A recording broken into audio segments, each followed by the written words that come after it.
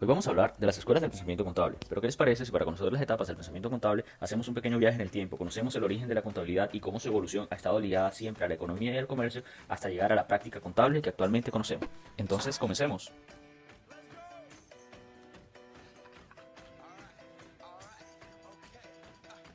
Un momento, no era necesario retroceder tanto, así que avancemos un poco hasta llegar acá, el punto que nos interesa.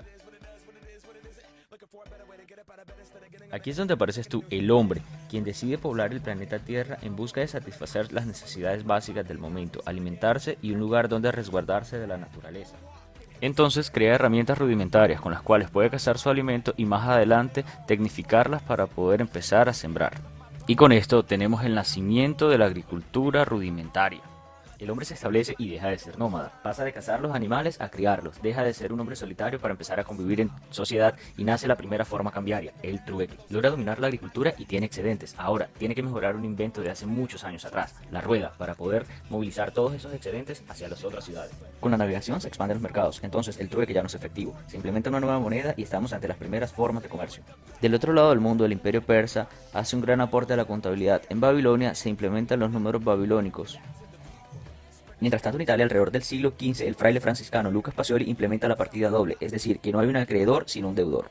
La tercera etapa de la contabilidad se hace posible gracias al invento de la imprenta, que ayuda a que los aportes que hizo Lucas Pacioli se multipliquen alrededor de toda Europa con la propagación de su obra maestra. Con todos esos aportes surgen diferentes corrientes y teorías con el fin de darle a la contabilidad un carácter científico, económico, administrativo y jurídico. Dependiendo del periodo y del contexto en el cual se han dado, se pueden distinguir las escuelas clásicas, económicas y contemporáneas del pensamiento contable. Se denominan escuelas clásicas a todas aquellas teorías que surgieron con el primer pensamiento contable en el siglo XVIII hasta el programa de la investigación económica en el siglo XX. Su característica principal es que manifiestan que la contabilidad tiene alguna relación con la administración y con la economía de la empresa. Dentro de las escuelas clásicas encontramos la teoría contista, la teoría del propietario, la escuela lombarda, la escuela jurista personalista y la escuela controlista o materialista. La teoría del propietario surge en Gran Bretaña a finales del siglo XVIII y manifiesta que la empresa tiene una personalidad distinta a la del propietario y que la empresa tiene un patrimonio integrado por bienes y derechos a su favor. La escuela italiana de Lombarda manifestó en el siglo XIX que el objetivo de la contabilidad es el control de la empresa. Por su parte, la escuela jurista personalista identifica a dos actores de la contabilidad, por una parte el propietario y por la otra los extraños, y establece una relación entre estos. Los derechos de los extraños son deberes del propietario, los deberes de los extraños son derechos del propietario. La misma teoría de la partida doble que hace unos siglos había propuesto Lucas Pacioli. La escuela controlista o materialista nace gracias a Fabio Vesta y establece que la contabilidad tiene un carácter económico, es decir, que la contabilidad controla la economía. Vesta establece que la contabilidad es la ciencia del control económico de las empresas. Esta escuela tiene dos finalidades, la teórica, que estudia y denuncia las leyes del control económico en las haciendas, y la práctica, que es la aplicación de las normas o leyes a las distintas haciendas. La escuela controlista es una escuela de transición hacia el neocontismo.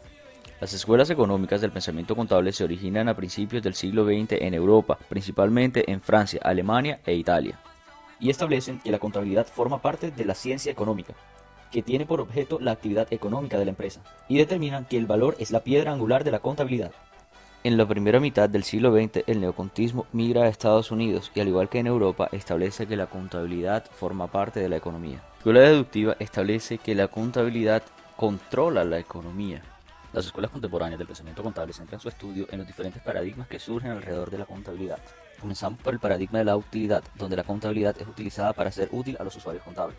Seguimos con el paradigma de las decisiones, donde la utilidad de la contabilidad es para informar y decidir. Encontramos también el paradigma de la ética, donde la función de la contabilidad es el correcto uso de la información contable. El paradigma de la sociología, por su parte, indica que la función de la contabilidad es brindarle un bienestar a la sociedad.